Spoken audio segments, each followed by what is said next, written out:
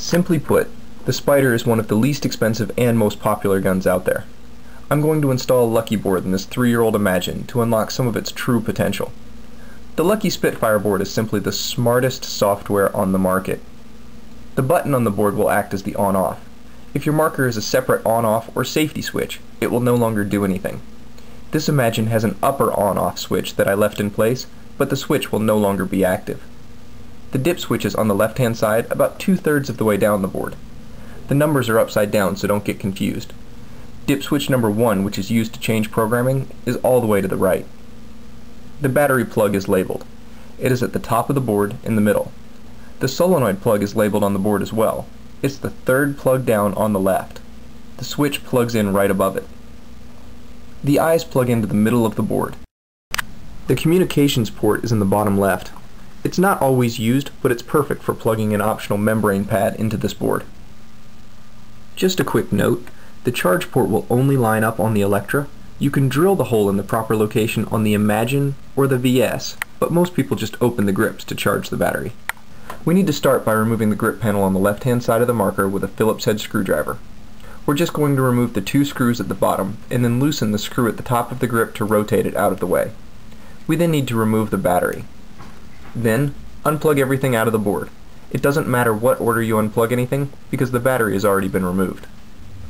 Then remove the 2 board screws using the same Phillips head screwdriver.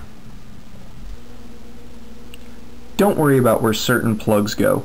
Most can only be plugged into one spot, and the rest are labeled. Refer to the beginning of the video if needed. Once the screws are out, pull the stock board out, but be careful not to lose the screws. We'll use them right away with the Lucky board. Drop the Lucky board into place, and take an extra second if needed to line up the screws. These are pretty big for board screws, so they shouldn't be a problem. Don't tighten down one screw all the way and then install the other screw. Get both into place before either is tightened down.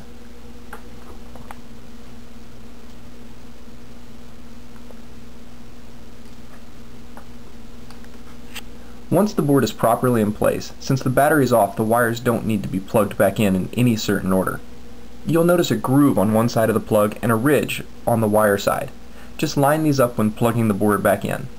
If you get turned around on what plugs in where, the ones that can go in more than one spot, like the battery and the solenoid, are labeled. If everything is plugged in securely, it's time to plug the battery in. Once we reconnect the battery, I always immediately check for function before closing the grip back up. We're going to make sure it turns on properly, back off, turns on again, and then make sure the eyes shut off properly, and then turn it off. This is important to check even though there aren't eyes in this marker. Yet. Simply replace the 2 grip panel screws at the bottom, and then tighten the top one, and you're done.